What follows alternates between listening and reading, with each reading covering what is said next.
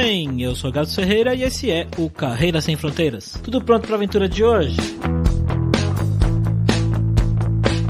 Daniel é um cara que já tem uma carreira bem longa e 20 anos na área de TI, e ele já passou por alguns trabalhos diferentes, já fez algumas coisas mais relacionadas à área de infra, e hoje ele trabalha como QA Engineer. O Daniel, ele tem uma história legal porque a trajetória dele mostra como é importante você correr atrás das oportunidades, você buscar bastante, palestrar em eventos, e ele acabou conseguindo algumas propostas para trabalhar fora do Brasil, justamente por causa desse esforço dele, dessa vontade dele de sair e criar a oportunidade para si. Vamos lá então ver o que o Daniel tem de legal para contar pra gente, várias histórias interessantes, eu prometo.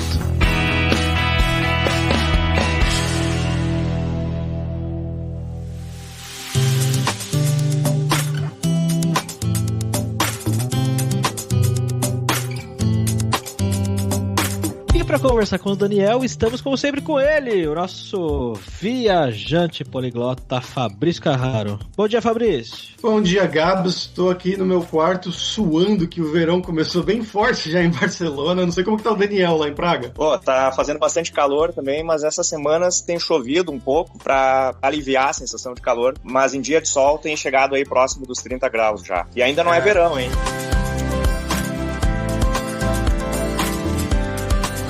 Bom, galera, como sempre, só o nosso jabazinho inicial aqui, que o podcast Carreira Sem Fronteiras é oferecido pela Alura Língua, cursos online de idiomas, que eu, Fabrício Carraro, ajudei a desenvolver com métodos que eu utilizei e utilizo para aprender idiomas como francês, italiano, russo, polonês, grego, alemão e assim por diante. E lembre-se que o ouvinte do Carreira Sem Fronteiras tem 10% de desconto em todos os planos, para você estudar todos os níveis de inglês e espanhol com a gente pelo mesmo valor. Então vai lá em aluralingua.com.br/promoção/carreira e começa a estudar com a gente hoje mesmo.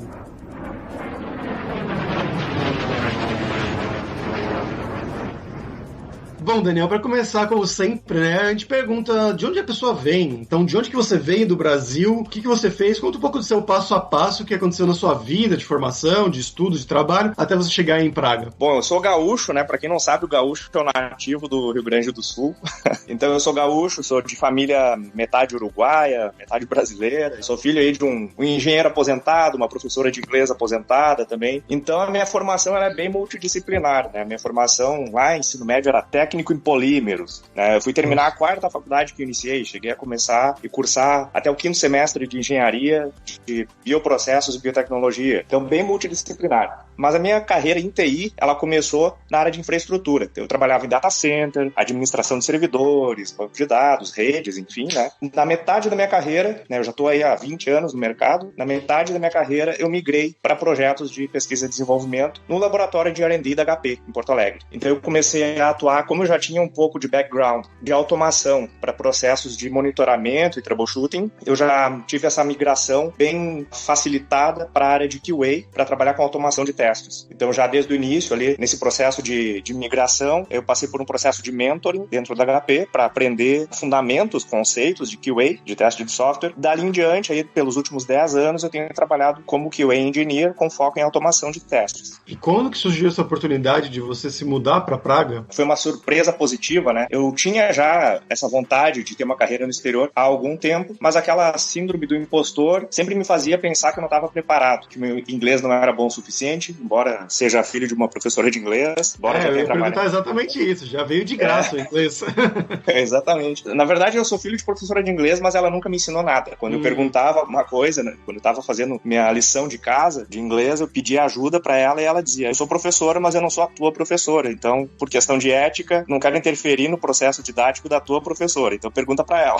Desde o início da minha carreira, eu sempre fui muito envolvido com comunidade técnica. Quando eu migrei para QA, eu já comecei a participar de grupos, não só de meetups, né, mas também grupos de estudo, e em breve, logo no início, eu já comecei a participar mais ativamente, promovendo alguns workshops, palestras, né, compartilhando um pouco do conhecimento que eu tinha também. E esse envolvimento com a comunidade, esse networking que a gente vai desenvolvendo, ele sempre me trouxe muito boas oportunidades, né, me fez conhecer pessoas, me fez conhecer empresas, eu sempre consegui ter movimentação na minha carreira, principalmente através do networking, né, alguém indicava, ou eu ficava sabendo de uma vaga em algum lugar, e conseguia conseguia intermediar isso através do networking muito mais facilmente, né, do que seria o formato tradicional. E o que aconteceu é que no ano passado, né, então 2019, na verdade em dezembro de 2018, eu trabalhava como um QA coach pela Accenture dentro de um banco em Porto Alegre. Não estava mais atendendo aos meus objetivos profissionais, eu acho que eu estava, de certa forma, sendo subutilizado ali dentro daquele banco, e eu tentei fazer uma movimentação através da Accenture ser realocado em outro estado. Isso não aconteceu. Durante alguns meses eu fiquei aguardando isso acontecer, não aconteceu. Então eu me expus ao mercado, né? Comecei a fazer networking, comecei a contatar algumas pessoas que eu conhecia, que já trabalhavam em outras empresas, em outros estados, outras cidades, e comecei a buscar outras oportunidades. Acabei sendo indicado para uma vaga de uma empresa de Barueri, mudei para São Paulo, fiquei durante quase um ano morando em São Paulo, e logo nos primeiros 3 meses eu já identifiquei que o plano inicial que eu tinha, que era de ficar vivendo em São Paulo durante 2 anos para me preparar para uma carreira no exterior, não era um período muito realista, né? 2 anos, mas o que 2 anos me afastavam, por que eu estava 2 anos afastado de uma oportunidade ou de uma situação real de mudança para o exterior, que em 3 meses eu não estaria preparado, né? Então eu comecei a identificar e a perceber também através da atuação com a comunidade técnica de São Paulo, comecei a perceber que eu estava no mesmo nível de várias pessoas, várias referências que já estavam com uma experiência no exterior aí bem consolidada. Então eu comecei a me expor a essas oportunidades de trabalho no exterior, comecei a entrar em contato com algumas empresas, me candidatar a alguns processos seletivos. Num período de 3 semanas, que acabou culminando ali com o TDC de São Paulo, palestrei na trilha de Agile Coaching, né, do TDC de São Paulo, de 2019, mas no período ali que antecedeu o TDC, 3 semanas aproximadamente, eu participei de 8 processos seletivos, né, para 5 países diferentes e recebi 3 propostas, uma para o Canadá, uma para Portugal e a outra aqui para Praga, na República Tcheca. Eu acabei optando por vir para cá, né, porque é uma experiência que profissionalmente ia agregar bastante para o meu currículo, por serem tecnologias um pouco diferentes, ou um mercado, um segmento de mercado, um produto um pouco diferente do que eu estava acostumado a trabalhar, e também uma experiência cultural, uma experiência de vida que eu acho que é incomparável, é muito enriquecedor, né? Você que está morando aí na Espanha, você sabe bem como é que é, né? Com certeza, com certeza. E eu queria perguntar, como é que foram esses processos de seleção? Foram muito diferentes dos processos pelos quais você passou no Brasil? Foram parecidos? Como que foi isso? A primeira diferença é o idioma, né? Eles não têm só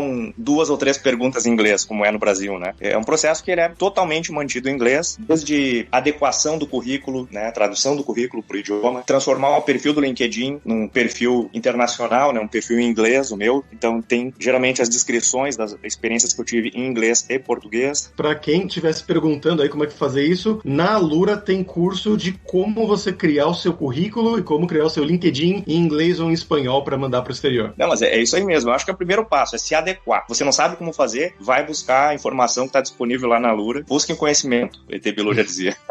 Então, eu acho que primeiro é se preparar para quando se expor ao mercado de trabalho já está adequado nesse sentido. O processo é todo mantido em inglês, eu acho que esse é o primeiro fator aí que acaba afastando algumas pessoas desse tipo de objetivo, né, ou sonho a ser alcançado, é o idioma. Então a primeira dica é se adequar ao idioma, né, aprender o idioma, vai ouvir podcast do Carreiras Sem Fronteiras, que em breve vai estar lançando podcasts em inglês aí.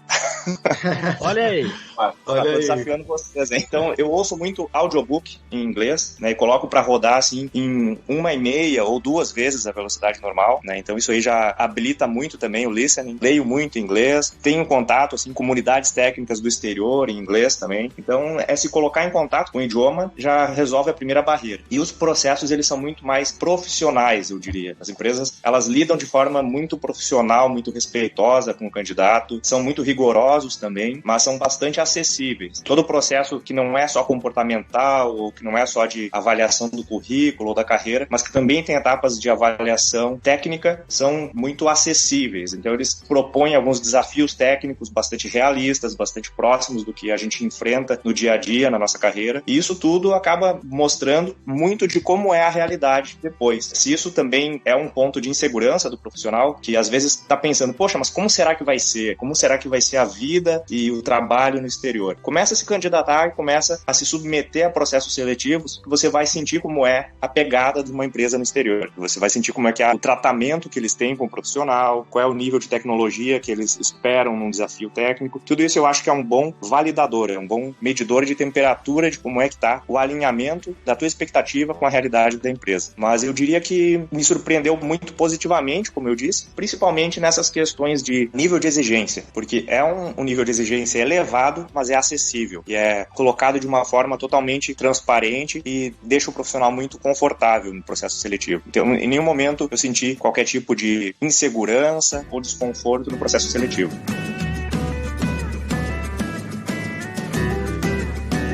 Cara, qual que foi a primeira empresa que você conseguiu trabalho fora do Brasil? Eu recebi 3 propostas, como eu disse, né? Uma canadense, uma portuguesa e uma tcheca. A empresa tcheca, eu localizei a vaga através de um site chamado Relocate.me. O nome já diz, né? Relocate Me. Então, é um site que tem esse objetivo de divulgar vagas de empresas que estão dispostas a fazer a realocação. São empresas que têm um Relocation Package. Então, essas empresas, elas oferecem sponsorship para visto, né? Então, eles encaminham todo o processo de visto, tem ajuda de custo, enfim. A empresa tcheca que me contratou, inicialmente para uma atuação como um freelancer remoto, porque todo o processo de obtenção de visto leva um certo tempo. No meu caso, levou um pouco mais porque eu trouxe animais, né? Eu trouxe comigo uma cadela e um gato, então levou 4 meses. Essa empresa é uma empresa que desenvolve jogos para cassinos online. Na verdade, essa empresa era, porque essa empresa faliu. Eu comecei a trabalhar com eles em agosto, comecei a trabalhar remotamente, já no fuso horário tcheco. Eu morava em São Paulo na época e trabalhava das 4 horas da manhã até 1 da tarde. O bom disso é que eu tinha o resto do dia livre, né? E pra mim não é um problema porque eu sempre dormi muito pouco, sempre fui muito de hábitos noturnos, né? Então foi tranquilo. Trabalhei remotamente pra eles então de agosto até novembro. No final de novembro, já com visto, já com a documentação dos animais, mudei pra Praga. Cheguei aqui então no final de novembro e no final de janeiro a empresa comunicou que estava encerrando as atividades porque não estava sendo lucrativo para eles. Essa era uma empresa que fazia, era a unidade aqui de Praga, era a unidade de inovação tecnológica para um grupo que tinha outras unidades em Kuala Lumpur, Costa Rica, Las Vegas. Então eles decidiram encerrar as atividades aqui em Praga. Aí eu comecei então a entrar em contato com algumas outras empresas do mercado local aqui, logo identifiquei uma outra oportunidade, comecei a trabalhar com uma outra empresa, fui alocado em um projeto no sul da Alemanha. A ideia era ficar metade do mês lá e metade aqui. E nesse primeiro mês eu já tive problemas com essa empresa, porque a empresa não tinha expertise em contratação de expats, de estrangeiros, né, expatriados. Então eles não tinham um modelo de contrato adequado a esse tipo de regime, não sabiam como encaminhar o job change, porque o tipo de visto que eu tenho aqui na República Tcheca é um visto de, na verdade o que eu tenho aqui é um residence permit, né, uma autorização de residência, mas ela está atrelada ao employee card, que é como se fosse um visto de trabalho, né, que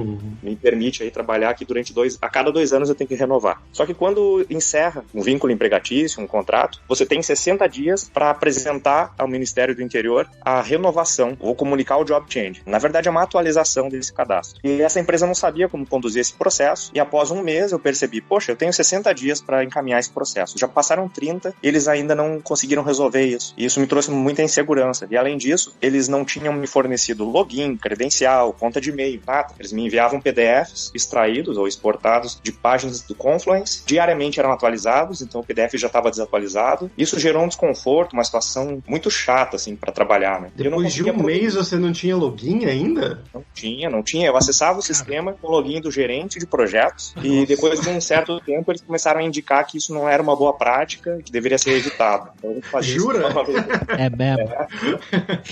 Pelo menos eles tinham esse bom senso, né? Então eu comecei a ter problemas de produzir. Como que eu ia produzir? Eu estava ali num papel de test manager. Meu primeiro desafio era a definição de uma estratégia de teste. Era um projeto que envolvia 3 suppliers, né, 3 empresas em diferentes camadas da solução. E eu tinha que definir uma estratégia de teste para a integração dessas 3 soluções. E após um mês eu não conseguia produzir, eu não conseguia entregar porque eu estava sempre bloqueado, sempre sendo impactado por isso. Então eu acabei optando por abrir mão dessa oportunidade, né? Depois tive dificuldade até em ser pago, tive que envolver advogado aqui na República Tcheca para cobrar da empresa. Aqui também tem golpe, viu?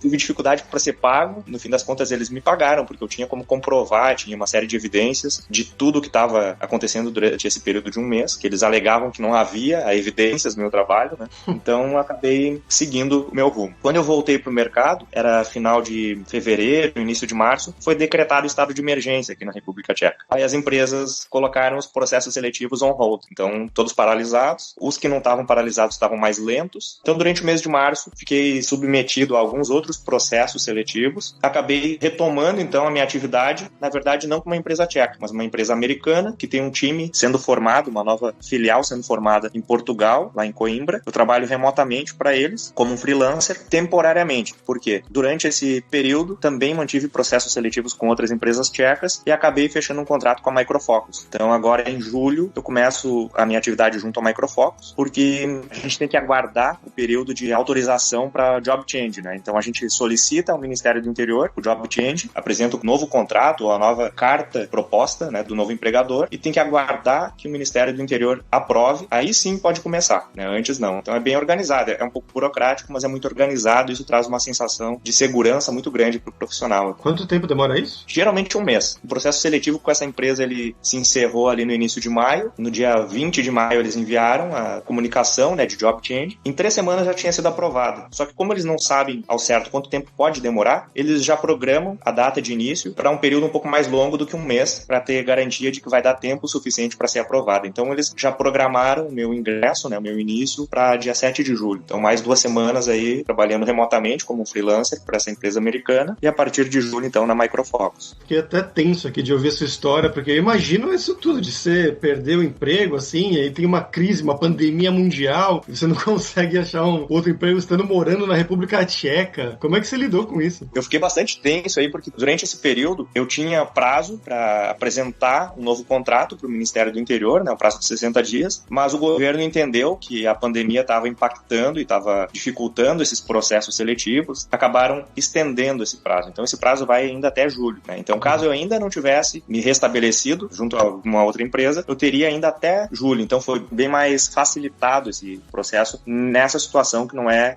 muito típica, né? Uma situação totalmente diferente. O governo está aprendendo a lidar com isso, as empresas estão aprendendo a lidar com isso, estão se adequando a trabalho remoto, os processos seletivos estão se estabilizando novamente agora, né? Eu até diria assim que a forma de convívio, né, da sociedade está mudando drasticamente aqui. As restrições, né, nesse período de pandemia são muito respeitadas pela população, mas são restrições bastante rígidas, mas inteligentes, né? Então tem horário específico para idosos no mercado, né? Então das 8 da manhã até as 10 ou 11, durante um período ali de um pouco mais de um mês. Durante esse horário, na manhã, só idosos entravam no mercado. Então isso aí também já é uma forma de distanciamento social, isolamento social, né? Transporte público só com máscara. Na entrada das estações de metrô tem hand sanitizers, o álcool em gel, né? Dá para ver que toda a população se mobilizou, o governo ofereceu restrições realistas e fáceis de serem cumpridas, de certa forma, ofereceu recursos também. Então, não é à toa que é um país aí que tem uma população um pouco menor do que a cidade de São Paulo, né? Tem 11 milhões de habitantes aproximadamente aqui, e eles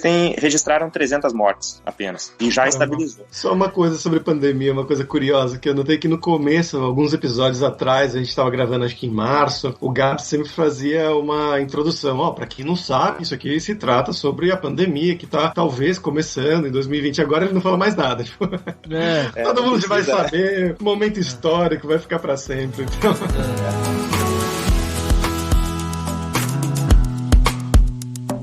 Cara, como é que foi o início aí na República Tcheca, em Praga? Esse início pra você se localizar, né? Encontrar um lugar pra morar e se adaptar. A empresa te ajudou esse início? A maioria das empresas que tem relocation package, eles facilitam muito esse processo. Então, existe geralmente uma consultoria que oferece todo o serviço de documentação, tradução de documentos, né? Os documentos têm que ser apostilados, né? Que é o apostilamento de raia, é como se fosse um selo, né? Um certificado dizendo que aquele documento é oficial para ser aceito nos países que fazem parte desse tratado de Haia, que é um tratado diplomático. Então, toda essa burocracia, que às vezes não é tão simples, ou que a gente não precisa enfrentar ao longo de uma vida sem experiências no exterior, né? A gente precisa aprender isso tudo. Então, eles têm consultorias que fornecem esse tipo de orientação. Chegando aqui, a empresa custeia tudo, né? Custeia passagem, custeia todo o custo de documentação, custo de visto, enfim. Chegando aqui, já tem um apartamento de Airbnb te esperando, né? A empresa paga lá o primeiro mês de aluguel, e aí você tem ali os primeiros dias para tratar, porque o visto que é fornecido é um visto com o objetivo de vir para o país para concluir o processo, que é um processo de solicitação de autorização de residência através de vínculo de trabalho, através de um employee card. Ele tem que chegar aqui e concluir o processo. Esses primeiros dias ali, até concluir o processo, a empresa já está, vamos dizer assim, com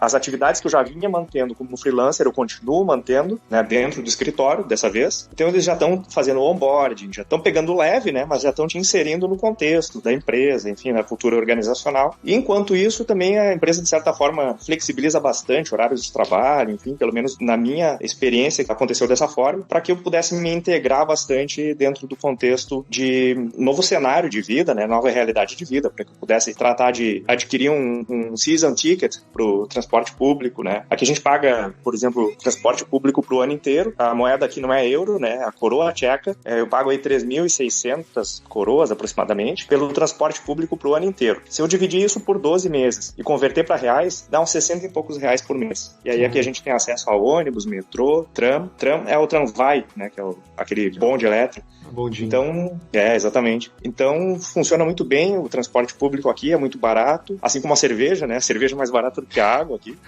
Saudade. E é o país que tem o maior consumo de cerveja, né, per capita, né? Então, é um lugar bom para se beber. Esse processo todo de adaptação à cultura, né? Pô, o idioma local aqui é o idioma tcheco, é o único país que fala tcheco no mundo, né? Por ser um país pequeno e ter muito imigrante, o inglês é muito falado, assim, principalmente por se tratar de capital, né? O inglês é muito falado, praticamente qualquer lugar que você vai, fala o inglês.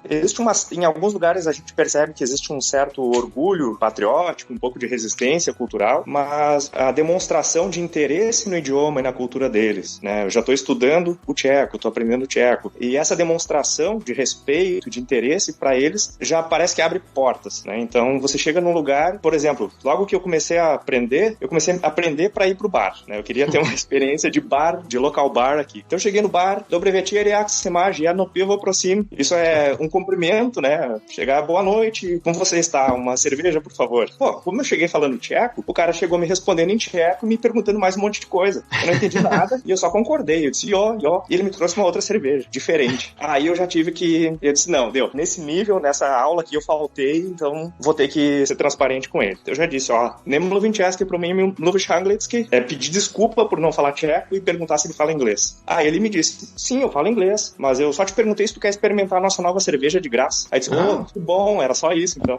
Mas aí ali já quebrou o gelo, já criou uma brincadeira ali, uma situação engraçada. Dali em diante, o cara já tava me tratando como se eu fosse um local, entendeu? Então eu acho que essa simpatia, assim, do povo, a gente acaba conquistando através dessa demonstração de respeito, enfim. Eu acho que do ponto de vista cultural, não existe muita restrição, muito bloqueio, são bem receptivos, bem calorosos, né? O povo que recebe muito bem, traços culturais, assim como a gastronomia, a cozinha deles é fantástica. Uma outra coisa que eu percebo também é que a forma como eles tratam o estrangeiro depende muito da origem do estrangeiro. Aí você fala que é brasileiro, aí eles já abrem um sorriso, já começam a te tratar melhor do que tratariam, de repente, um pessoal aí de algum outro país que tem uma cultura um pouco mais fria, um pouco mais fechada. Isso é uma coisa que eu vivia diariamente quando eu ia passear, conhecer pessoas novas com a minha namorada, que é polonesa. O pessoal sempre perguntava, de onde vocês são? Eu falava, sou do Brasil. Ah, do Brasil, que legal, maravilha, não sei o quê. Aí você, da Polônia? Ah, tá. Tipo, não tinha muito papo. É um país whatever pra ele. Exato.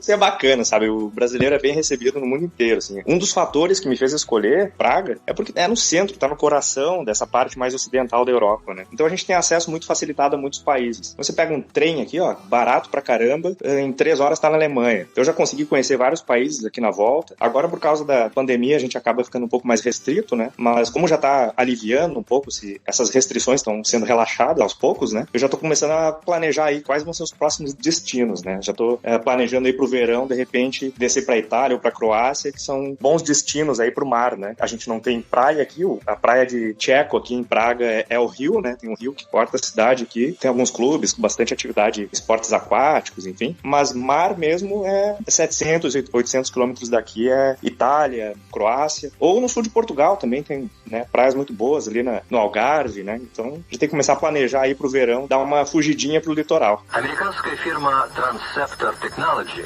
приступила к производству компьютеров «Персональный спутник». E bom, vamos agora pro nosso momento viajante poliglota com Fabrício Carraro, que foi pra Praga, né, Fabrício? Fui bastante até, porque quando eu morava na Alemanha, né, naquela cidadezinha de Passau, que eu comentei no episódio que fizeram comigo, é bem perto, na verdade, da fronteira com a Áustria, com a República Tcheca, e eles tinham um ônibus especialmente para trabalhadores tchecos, de Praga e de alguma da região também, que vinham trabalhar na Alemanha durante a semana e voltavam para lá durante o final de semana. Então a gente podia pegar esse ônibus, voltando com eles para a República Tcheca, para Praga, e depois voltar no domingo com eles, que eles iriam trabalhar na segunda, e a gente para trabalhar também na segunda-feira lá em Passau. Era bem estranho assim, mas era um percurso de mais ou menos umas 4 horas. Você começava numa van, depois na fronteira trocava para um ônibus, depois ia para uma cidade no meio da República Tcheca, Strakonice, se não me engano, trocava de novo para um outro ônibus que levava até Praga, e esse percurso todo era umas 4 horas, mas era cerca de 10 euros que eu pagava, era uma coisa, ou 8 euros, era uma coisa muito, muito baratinha mesmo, e uma viagem gostosa, assim, tirando a parte de trocar tudo, mas é uma cidade que eu adoro. E hoje aqui a parte cultural que eu queria trazer é sobre uma história que eu ouvi quando eu fui fazer o Free Walking Tour, né, esses tours que eles fazem geralmente gratuitos, quando você vai a uma cidade, tem na Europa, tem no Brasil, em todos os lugares tem isso, que você faz um tour de graça, tem um guia lá, oficial, e no final você dá o que você acha que o tour valeu. Você pode dar, sei lá, 5 euros, você pode dar 50 euros, você decide quanto você acha que aquilo valeu pra você. Ele contou uma história nesse tour, ele contou meio como se fosse uma história real, só que parecia uma anedota, e eu fui pesquisar mais a fundo, e na verdade essa história veio de um livro, de um escritor tcheco muito famoso, inclusive, que se chama Jiří Weil, os links vão estar na descrição com o nome e tudo mais, que o livro o nome em tcheco é Nasceše je Mendelssohn, ou em inglês Mendelssohn is on the roof, né? O Mendelssohn está no teto, está no telhado, que é basicamente uma história contando durante a ocupação nazista na Segunda Guerra Mundial, que aconteceu lá na República Tcheca, né? Foi um dos países que foram ocupados pela Alemanha nazista, e teve esse autor, o Jiří Weil, que ele era um tcheco judeu, e ele teve então que se esconder, ele trabalhava no Museu Judeu em Praga, depois ele foi alocado para um desses guetos de judeus ali em Praga, e ele falou, não, melhor não, eu acho que não vou, e aí ele teve que viver de 42 até o final da guerra escondido, e para isso ele até que fingir que ele morreu, para fazer um papel, um certificado de óbito, para pararem de procurar por ele. Mas ele conseguiu sobreviver à guerra, assim, sobreviver ao Holocausto. Depois ele começou a escrever vários livros contando sobre como foi ser um judeu, mas também com anedotas, não só histórias reais, mas também coisas mais ficcionais que poderiam ter acontecido. E uma delas é essa história do Mendelssohn que está no teto, que era contando uma suposta história ficcional sobre os nazistas lá. Eles tinham a casa de ópera, né, a casa de concertos de Praga, muito famosa, e lá no teto tinha estátuas de muitos autores, de músicas, compositores e tudo mais. E eles falaram que um deles era o Mendelssohn, Felix Mendelssohn, ele era um judeu. Então os nazistas falaram, não, temos que remover a estátua desse judeu. E aí eles foram lá e não tinha nome nenhuma das estátuas. Então eles falaram, tá, como é que a gente vai saber qual que é esse aqui? Porque se não tirar nenhuma estátua, meu chefe vai me matar. E aí um dos nazistas fala, vamos fazer a medida do nariz deles. Segundo eles, né, o preconceito deles, judeus têm narizes grandes, então vamos tirar o cara do nariz grande que vai ser o judeu, vai ser o Mendelssohn. Eles fizeram isso e tinha uma estátua que realmente tinha o nariz maior do que as outras. Falavam, esse é o cara, vamos tirar a estátua. Tiraram a estátua e depois descobriram que a estátua, na verdade, era do Richard Wagner, que é um dos maiores ícones do nazismo alemão. Ele morreu antes do nazismo, na verdade, né, mas era um compositor que apoiava essas ideias mais nacionalistas e que depois foi muito elevado pelo Hitler, pelo partido, como algo, um símbolo verdadeiro, puro alemão. E a história é uma anedota, claro, mas ele me contou essa história como se fosse uma história real e eu achei fantástica. E achei que valia ser contada aqui. Então esse livro se chama Mendelssohn is on the Roof, né, em inglês, e tem várias dessas historinhas, assim, contando sobre coisas sobre judeus, coisas sobre a ocupação nazista na República Tcheca durante esse período da guerra aí. E você, Daniel, o que você gosta de fazer por aí em Praga? Então, agora nesse período de pandemia eu tô me aprimorando na culinária tcheca. Eu sempre gostei muito de cozinhar, eu sou sushi man, tenho vários outros cursos de gastronomia, né? Então agora eu tô aprendendo a culinária tcheca. Já tô publicando, inclusive, alguns vídeos de receitas, né? Cozinhando algumas receitas no canal que eu lancei aí faz um mês. Comecei a publicar, então, um pouco disso, da gastronomia. Aí eu criei uma seção do canal, uma playlist chamada Castronomia, né? Já que meu sobrenome é Castro.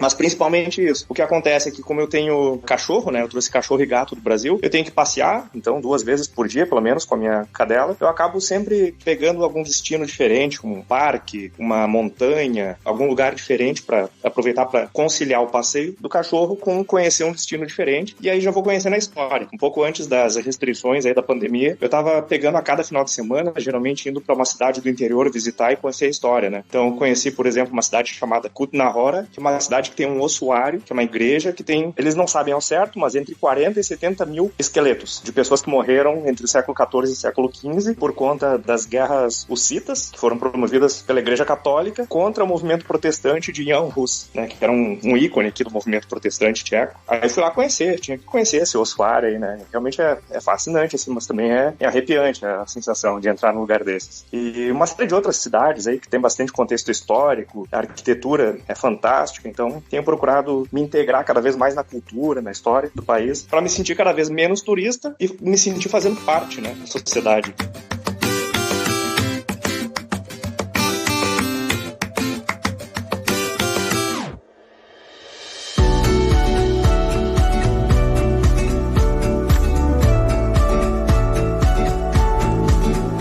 Cara, como é que é a sua relação no dia a dia com os tchecos? Você conseguiu fazer amizade com a galera, se enturmar? Tem amigos aí já? Na verdade, essa empresa que me trouxe pra cá, ela é uma empresa que tinha profissionais de 30 países diferentes, mas tinha muitos tchecos também, né? Então, os ex-colegas dessa empresa, a gente ainda mantém um grupo aí bem sólido, aí a gente mantém contato através de grupo de WhatsApp, Facebook. Eventualmente, alguém faz aniversário, convida os outros pra ir pra algum parque, né? Já que os estabelecimentos recém estão retomando as atividades dentro dos estabelecimentos, né? Antes eles apenas vendiam comida assim no balcão ou na janela, na porta, e era para levar. Então você comprava para levar, podia consumir no estabelecimento. Mas agora eles estão retomando essas atividades. Então agora que a gente consegue começar a se reunir novamente. Antes disso, se quisesse se reunir, tinha que ser em ambiente ao ar livre, num parque. Nesse grupo de amizades aí, de ex-colegas, tem brasileiros, tem pessoas de vários outros países aí, estrangeiros de vários outros países, e tem muito tcheco também. Então a gente vai acabando fazendo amizade, assim. E é bacana porque aqui na escola, o cidadão tcheco na escola, ele escolhe 2 idiomas para aprender. Geralmente é o inglês mais um. Então eles aprendem o alemão ou o russo. Eles aprendem algum outro idioma além do inglês. Essa cultura, esse nível, esse padrão da educação acaba fazendo com que o povo seja muito mais sociável, né? Porque eles já estão acostumados é um país pequeno, tem muito contato com outras culturas, outras nacionalidades. Então eles já estão muito abertos a isso. Como é que foi todo esse processo de você trazer a cadelinha e o gato para ir? Porque isso. É a primeira vez que a gente entrevista alguém aqui para falar sobre isso, né? Então como que é para conseguir o visto dos animais? Na verdade não é a primeira vez. O Alexson Fortes lá de Montreal levou o Jeromel, né? Ele levou o Jeromel lá para Montreal. Na verdade eu trabalhei com o Alexson lá em Porto Alegre. Na época que o Alexson estava saindo lá de Porto Alegre para ir para Montreal, ele me contou um pouco sobre como estava sendo o processo pro gato dele. Foi um pouco parecido, não totalmente parecido, porque é outro continente, é outra situação, né? Outra documentação que é exigida, mas existe uma série de processos ali, tem que microchipar o animal, tem que realizar exames de sangue, vacinações, exames de sangue, depois emitir um certificado veterinário internacional. Transporte deles no porão do avião, por causa dos tamanhos e pesos, né? Mas foi bem tranquilo, assim. As companhias aéreas já estão bem preparadas, né? Para dar todo o suporte necessário nesse sentido também. Mas foi bem tranquilo, assim. Eu já morava com eles em Porto Alegre, mudei para São Paulo, levei eles junto. Eu não conseguia imaginar sair do país e deixar eles, né? Até pessoas da minha família se ofereceram para ficar com eles, mas eu não admitia essa possibilidade. Eu ia até perguntar porque quando eu fui me mudar para a Alemanha primeiramente, mas depois para a Espanha também, quando eu já estava mais estabelecido por aqui, eu falei, eu tenho 2 gatos no Brasil que ficaram com os meus pais e eu pensei em trazer eles para a Espanha, principalmente depois de um tempo, e eu fui pesquisar e aí eu vi os valores, eu falei, então, era algo, pelo menos na minha época, quando eu fui pesquisar, era algo em torno de 300 euros por animal, por gato. Então, foi assim para você também? Eu vim pela TAP, né? Vim por Portugal pela TAP, porque de todas as pesquisas que eu fiz, tudo me indicou que a TAP era a empresa que tinha o melhor serviço para transporte de animais, estavam mais preparados, né? O custo aí entre 200 e 300 euros, a passagem para cada animal, mas o custo de todo o processo, por exemplo, o exame de sangue deles, o mais barato que eu encontrei foi cerca de R$1.000 por animal, né? Caramba. Só o exame de sangue. E agora tá pior, porque o único laboratório do Brasil que ficava em Belo Horizonte, na verdade esse laboratório ainda existe, lá em Belo Horizonte, mas ele não renovou a autorização para realizar esse tipo de de exame. Então ele não é mais um laboratório reconhecido pela União Europeia para fornecer esse tipo de certificado, né, de laudo. Então hoje, para sair do Brasil com o animal, tem que enviar uma amostra de sangue para algum laboratório certificado em outros países, né? Então é um pouco mais caro agora. Mas foi bem tranquilo, assim. É um processo que levou um pouco de tempo, né, como eu disse, porque os prazos são demorados, tem que respeitar uma quarentena, enfim, antes da realização do exame, né, depois da vacinação e antes da coleta de sangue para fazer a sorologia, e depois da sorologia, mais 90 dias, tem que esperar. Então a gente estava bem tenso, né? A gente, porque eu mudei para cá com minha namorada, durante todo esse processo aí, ela se envolveu bastante, me ajudou também, porque afinal de contas eu também estava envolvido ainda com trabalho, né, trabalho remoto, então ela acabou assumindo bastante dessas atividades aí de preparar documentação e todas essas providências aí para viagem, e a gente estava bem tenso, né? Como é que seria isso? Viajar 15 horas com um animal no porão do avião. Mas no fim das contas, até uma técnica que eu adotei aí foi fazer download de áudio de motor de avião e deixava tocando num speaker, né, numa caixinha aí, uma JBL, no quarto onde eles dormiam, e eu trancava eles na caixa de transporte, apagava as luzes e colocava essa caixinha a tocar o som do motor do avião durante a noite inteira. Fiz isso durante uns 10 dias, então eles já estavam acostumados. Genial, genial.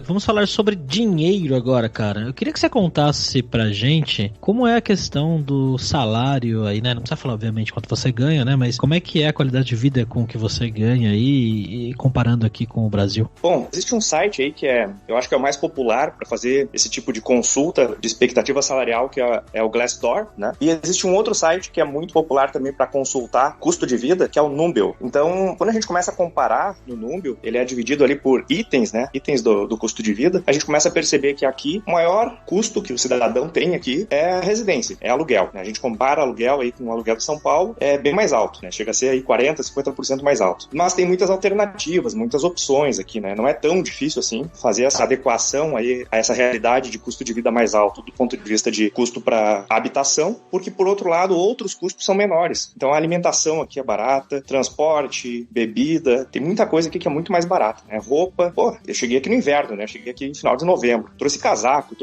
enfim, vim preparado. Só que aí a gente chega aqui, percebe que o padrão de frio que a gente tem no Brasil não é o mesmo que tem aqui. Então a gente vai atrás de mais roupa para poder encarar o inverno. Você vai numa loja de second hand, por exemplo, tem roupa usada, mas que você olha assim, não, eu não acredito que essa roupa é usada, sabe? Um blazer de veludo pelo equivalente a R$7, sabe? Então é uma coisa assim, absurdamente mais acessível. Também o padrão salarial aqui é bem mais elevado, né? Com relação ao que eu tinha de remuneração em São Paulo, tive vamos dizer assim, um crescimento aí de 40%, 50%, pelo menos, na remuneração, né? A maioria das empresas aqui acabam oferecendo também um pacote de benefícios bem interessante, né? A carga tributária aqui é um pouco mais alta, mas em compensação, nos produtos não, né? A principal taxação aqui é na renda, não é no produto, né? Então você paga bastante imposto no seu salário, mas paga pouco imposto nos produtos, então acaba compensando bastante. É uma moeda diferente, né? Não se usa euro aqui, mas em comparação aí, uma balança, na cotação de moedas aí, é uma moeda bem posicionada, eu diria, não é muito mais forte do que o real, por exemplo, mas o poder de compra é bem grande comparando com o real, assim.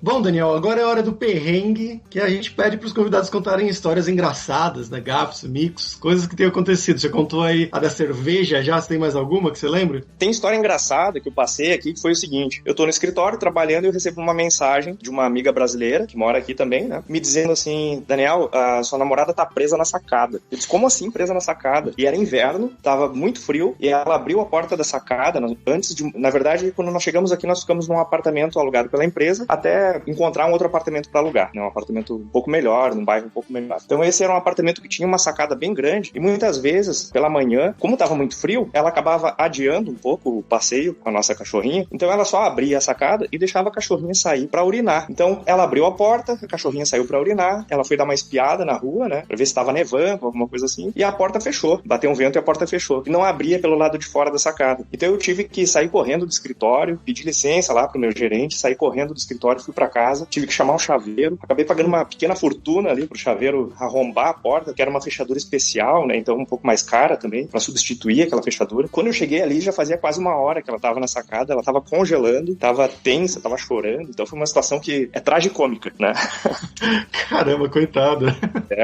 Depois disso a gente aprendeu que sempre que a gente abre a porta da sacada, a gente coloca alguma coisa na frente, né, pra porta não bater. Coloca ali um calçado, né? Mas não tinha como abrir nem por dentro, nem nada? Porque você não tinha como entrar no apartamento, era isso? Exatamente, porque nós tínhamos uma cópia da chave só, que era um apartamento temporário, né? Era um apartamento de Airbnb, então nós tínhamos uma chave apenas. Então quando eu chegava, eu tocava o interfone, ela abria pra mim. Mas nesse caso, ela tava presa na sacada, eu tava preso do lado de fora, né? Que surreal, cara.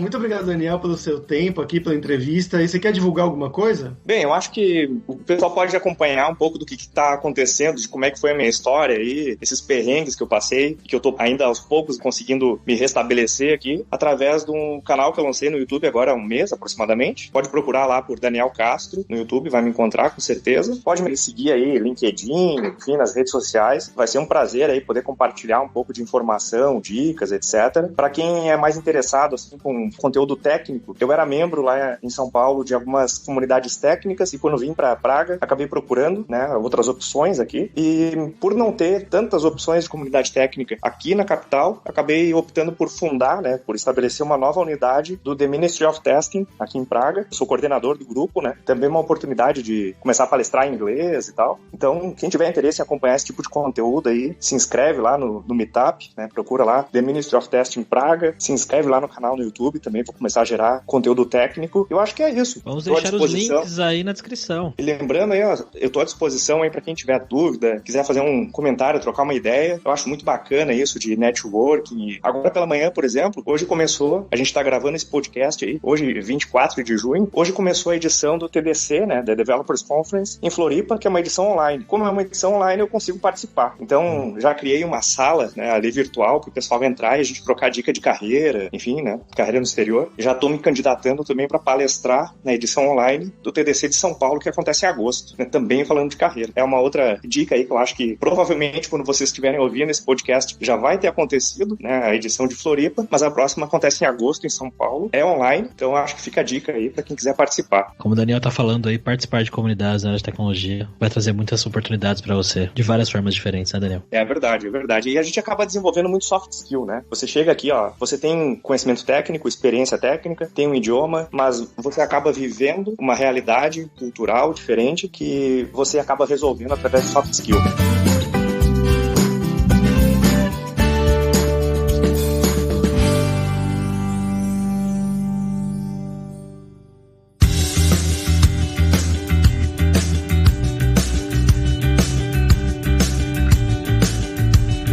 Pessoal, por hoje foi isso. Dziękuję pela sua audiência. E se você gosta do Carreira Sem Fronteiras, recomende para 5 amigos, para nossa comunidade crescer sempre cada vez mais. E entre no nosso grupo do Facebook, o Carreira Sem Fronteiras, para você ter mais dicas sobre empregos, mercado de trabalho no exterior, tecnologia e também sobre a língua inglesa ou talvez até o tcheco. E não deixe de conhecer a Alura Língua para você reforçar o seu inglês e o seu espanhol e dar aquela força, tanto no seu currículo quanto na sua vida profissional. Algo que o Daniel explicou bastante durante o episódio do quanto foi importante para ele o inglês, tanto para fazer as entrevistas de emprego que foram completamente em inglês, quanto também para quando ele começou a chegar lá e falar com as pessoas, se comunicar com o chefe e com a vida normal lá em Praga. E só lembrando que o ouvinte do Carreira Sem Fronteiras tem 10% de desconto em todos os planos. Então vai lá em aluralingua.com.br/promoção/carreira e começa a estudar com a gente hoje mesmo. Além também, é claro, da alura.com.br, que tem mais de 1000 cursos na área de tecnologia, tanto nas áreas de programação, incluindo aí a área de testes, que é a área do Daniel, mas também de marketing, design, business, soft skills, curso, como eu mencionei durante o episódio, para você criar o seu currículo, o seu LinkedIn, em inglês ou em espanhol para mandar para o exterior. Então, com certeza vai ter um curso para você. Então, pessoal, até a próxima quarta-feira com uma nova aventura em um novo país. Tchau, tchau.